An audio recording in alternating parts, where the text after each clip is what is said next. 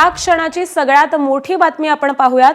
सर्व मतमोजणी ही आता 21 डिसेंबरला होणार आहे। नुकताच हा निर्णय समोर आलेला आहे।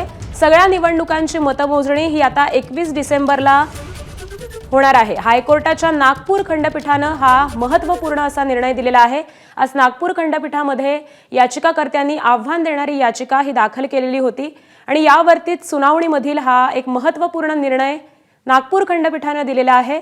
सर्व मतमोजणी ही आता 21 डिसेंबरला पार पडणार आहे। आताच्या क्षणाची ही सगळ्यात मोठी बातमी आपण पाहतोय। नागपूर खंडपीठामध्ये ज्या निवडणुका पुढे ढकलण्यात आलेल्या आहेत या संदर्भामध्ये आव्हान देणारी याचिका ही दाखल करण्यात आलेली होती आणि या याचिकेवरची सुनावणी ही पार पडलेली आहे आणि हायकोर्टाच्या नागपूर खंडपीठानं हा एक महत्त्वपूर्ण असा निर्णय दिलेला आहे। नगर परिषद पंचायत समिती निवडणुकांची मतमोजणी ही आता पुढे ढकलण्यात आलेली आहे। त्यामुळे आज होणाऱ्या मतदानावरती आता जो उद्या निकाल लागणार होता तो काहीसा पुढे गेलेला आहे। 20 तारखेला ज्या निवडणुकांच्या मतदान प्रक्रिया ही पार पडणार आहे या सगळ्याच मतदानाचा निकाल हा आता 21 डिसेंबरला लागणार आहे। हायकोर्टाच्या नागपूर खंडपीठानं हा एक महत्त्वपूर्ण असा निर्णय दिलेला आहे आणि याच संदर्भातले अपडेट देत आहेत आमचे प्रतिनिधी रजत वशिष्ठ। रजत, आकांक्षा, खूप मोठी बातमी जी आहे ती नागपूर खंडपीठामधून समोर आलेली आहे आणि स्पष्ट रित्या न्यायालयाने सांगितलेलं आहे की मतमोजणी जी आहे म्हणजे आज ज्या ठिकाणी मतदान होत आहे त्या ठिकाणची मतमोजणी जी आहे ती उद्या करता येणार नाही। कारण जे फ्री अँड फेअर इलेक्शन्स म्हणजे निवडणूक जी आहे ती पारदर्शक राहिली पाहिजे, ती प्रक्रिया जी आहे ती उद्या मतमोजणी घेतल्यामुळे कुठेतरी त्याला धक्का बसतो आणि 20 तारखेला ज्या ठिकाणी मतदान होईल त्याच्यावर उद्या होणाऱ्या मतमोजणीचा परिणाम होऊ शकतो। म्हणून न्यायालयाने म्हटलेलं आहे की मतमोजणी जी आहे ती सर्व ठिकाणची एकत्रितरित्या 21 डिसेंबरलाच घेतली जाईल। अगदी बरोबर आहे रजत। याचिकाकर्त्यांनी नेमक्या काय मागण्या केलेल्या होत्या आणि यावरती कोर्टाने काय काय म्हटलेलं आहे? कोर्टाने स्पष्ट म्हटलंय की 21 तारखेपर्यंत मतमोजणी घेता येणार नाही आणि स्वतः हे राज्य निवडणूक आयोगाने हे करायला हवं होतं अशा पद्धतीचं मत व्यक्त केलं। वकील या ठिकाणी आलेले आहेत। कोर्टाच्या निकालामध्ये असं म्हटलेलं आहे कोर्टाने की जरी आजचं इलेक्शन झालं पोलिंग तरी त्या सगळ्या याचे निकाल जे आहेत ते 21 तारखेला घोषित होतील। काउंटिंग आणि डिक्लेरेशन ऑफ रिझल्ट हे 21 तारखेला होईल। कुठेतरी फ्री अँड फेअर इलेक्शन्स जे आहेत तो तत्व बाधित होत होता उद्या होणार। त्याच कारणामुळे सगळे जे इलेक्शन्स आहेत त्याचे जे निकाल आहेत ते 21 तारखेला घोषित होतील। सोबतच 21 तारखेपर्यंत निवडणूक संपल्यानंतर अर्धा तास कुठले एक्झिट पोल देखील 20 तारखेचं जे पोल आहे त्याच्या निवडणूक संपल्यानंतरच अर्ध्या तासानंतर एक्झिट पोल हे डिक्लेअर होतील आणि मॉडेल कोड ऑफ कंडक्ट जो आहे आचारसंहिता ही सुद्धा 20 तारखेपर्यंत कंटिन्यू राहील। कुठेतरी ज्या पद्धतीने निवडणूक आयोगाने हे घेतलं काहीशी नाराजी सुद्धा व्यक्त केली की स्वतः निवडणूक आयोगाने हे करायला पाहिजे होतं। काय म्हटलं कोर्टाने? कोर्टाने हेच म्हटलेलं आहे की इलेक्शन हे फेअर व्हायला पाहिजे, त्याच कारणाकरिता ह्या सगळ्या गोष्टी त्यांनी पोस्टपोन केलेल्या आहेत। का या सगळ्या गोष्टीमुळे election would be materially affected, तर त्याच्यामुळे सगळ्यांचे निकाल सगळ्यांचं काउंटिंग हे 20 तारखेच्या पोल नंतर होईल।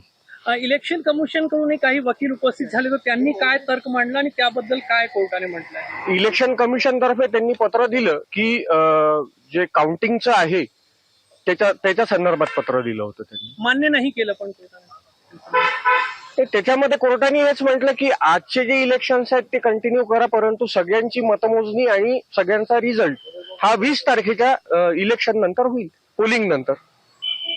तर खूप मोठी बातमी जी आहे आकांक्षा अशा पद्धतीने नागपूर खंडपीठामधून समोर आलेली आहे आणि त्यामध्ये कोर्टाने स्पष्ट म्हटलं आहे की 21 तारखेपर्यंत जर मतमोजणी त्याच्या आधी करण्यात आली तर कुठेतरी फ्री अँड फेअर इलेक्शनचा जो तत्व आहे, जो लोकशाहीचा मूळ गाभा आहे तो कुठेतरी बाधित होतो। त्यामुळे आज होणाऱ्या मतदानासंदर्भात मतदान जरी झाले तरी त्याची मतमोजणी जी आहे ती करता येणार नाही। बरोबर आहे, कोर्टाने अत्यंत महत्त्वाचं निरीक्षण नोंदवलेलं आहे, पण या सगळ्याचा परिणाम नेमका काय होईल? हा नक्कीच आकांक्षा खूप मोठा परिणाम होईल आणि तो परिणाम खास करून प्रशासन आणि पोलिसांवर होईल कारण आता आज जे बहुतांशी ठिकाणी आज मतदान होत आहे आणि या सर्व ठिकाणचे जे काही ईव्हीएम्स आहेत त्यांना आता 21 तारखेपर्यंत सांभाळायचं आहे, त्याची सुरक्षा करायची आहे. त्यामुळे प्रशासन असेल, निवडणूक यंत्रणा जी असेल आणि पोलीस जे असतील त्यांच्यावरचा ताण नक्कीच वाढणार आहे. मात्र न्यायालयाने हा जो निर्देश दिलेला आहे कुठेतरी लोकशाही ची अंमलबजावणी पारदर्शक पद्धतीने व्हावी आणि फ्री अँड फेअर इलेक्शन व्हावे. आज होणाऱ्या मतदानाचा आणि जर उद्या मतमोजणी झाली असती तर त्याचा 20 तारखेला जे मतदान ज्या ठिकाणी होणार आहे तिथे काहीसा परिणाम होऊ नये यासाठी कोर्टाने हे म्हटलेलं आहे. हे पण आपण समजून घेण्याची गरज आहे. त्यामुळे एका बाजूला फ्री अँड फेअर इलेक्शन साठी न्यायालयाने तसा निर्देश दिलेला आहे. तुमच्याकडे येते ठाकरे गटाचे नेते सचिन अहिर सध्या आपल्या सोबत आहेत. सचिन अहिरजी नमस्कार. नागपूर खंडपीठाने एक अत्यंत महत्त्वाचा निर्णय दिलाय. सगळ्या निवडणुकांची मतमोजणी आता 21 डिसेंबरला होणार आहे. Fair and fear free election असं एक महत्त्वाचं निरीक्षण कोर्टानं नोंदवलेलं आहे. हा निकाल देताना आपली प्रतिक्रिया. हे स्वागतार्हच आहे आणि गेल्या आठवडाभरापासून जे आम्ही वारंवार वरवून बोलतोय की फेअर अँड फिअर हे मोठ्या प्रमाणावरती चाललेले आहेत. फेअर इलेक्शन्स होत नाही आणि सावळा गोंधळ निवडणूक आयोगांकडनं आपल्याला पाहायला मिळतोय. मग काही वेळी स्थगित करण्याचा निर्णय झाला, काही वेळी जे पैसे वाटपाचं झालेले आरोप ते होत नाहीये. आचारसंहिता असताना पण मंत्री एकमेकांना आरोप करतायत आणि त्या माध्यमातूनच हा एक खूप महत्वाचा आणि आताच्या घडीसाठी सर्व उमेदवारांनी विशेषतः लोकशाही टिकवण्यासाठी एक महत्वपूर्ण निर्णय असा स्पष्टपणे म्हणावा लागेल. आणि निवडणूक आयोगाला एका प्रकारे चपराक देण्याचं काम कोर्टाने केलेलं आहे. कारण हे मुळामध्ये त्यांनीच सुनियोजित करण्याचं काम केलं पाहिजे होतं की काउंटिंग आपण नंतर करू. कारण एक तर पहिला निवडणूक स्थगित झालेत या उणिवा काय तुम्ही बघता.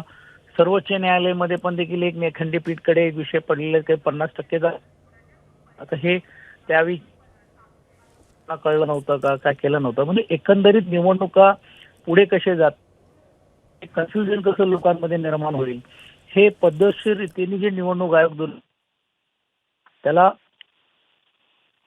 न्यायालयाने दिले आणि न्यायालयाने हे दाखवून दिलं की लोकशाही जर कोण संपवण्याचा प्रयत्न करत असेल तर आम्ही त्याच्यावरती नियंत्रण निरीक्षक आणि विशेषतः योग्य रीतीने निर्णायक कायदेशीर निर्णय घेऊ शकतो. सचिन अहिरजी आभार आपले. आपण सविस्तर प्रतिक्रिया दिली त्यासाठी. आणि यानंतर थेट जाऊयात. काँग्रेसचे ज्येष्ठ नेते बाळासाहेब थोरात सध्या आपल्यासोबत आहेत. बाळासाहेब थोरातजी, एक अत्यंत महत्त्वपूर्ण निर्णय नागपूर खंडपीठानं दिलेला आहे. सगळी मतमोजणी आता एकत्रितरित्या 21 डिसेंबरला होणार आहे. आपली प्रतिक्रिया, आपण कसं पाहता या निर्णयाकडे? नाही, सर्वच काही जे चाललंय ते अत्यंत दुर्दैवी आहे हे पहिलं लक्षात ठेवलं पाहिजे. निवडणूक ह्या लोकशाहीचा पाया आहे. त्या निकोप असल्या पाहिजे, निर्वेद असल्या पाहिजे, निर्दोष असल्या पाहिजे. मला समजत नाही इतके सिनियर IAS ऑफिसर तिथे असताना असं होतच कसं. अत्यंत चुकीचा कार्यक्रम जाहीर केला जातो काय, त्याच्या परत पुढे ढकलले जातात काय, हे अत्यंत अत्यंत चुकीचं होते. माझं तर अत्यंत वेगळं मत हे आहे की हा कार्यक्रम सुद्धा सत्ताधाऱ्यांकडून लादला जात असतो. त्यांना सांगितलं, मी तर असंही म्हटलं का PA लोक तर तयार करत असतील आणि हे जाहीर करतात का काय असं वाटावा. इतका कच्चा चुकीचा कार्यक्रम जाहीर करतात. त्याच्यामध्ये परत न्यायालयात गेल्यावर त्याला वेळ लागणार हा गृहीत धरलेला नसतो. ह्या सगळ्या गोष्टी मोठं आश्चर्यकारकच आहे. बरोबर आहे. हा गोंधळ टाळता आला असता का हा सवाल उपस्थित होतोय. बाळासाहेब थोरातजी, थोडंसं थांबवते आपल्याला. धन्यवाद आपल्या प्रतिक्रियेसाठी. आणि यानंतर थेट जाऊयात. मुख्यमंत्री सध्या बोलतायत. ABP माझा, उघडा डोळे बघा नीट.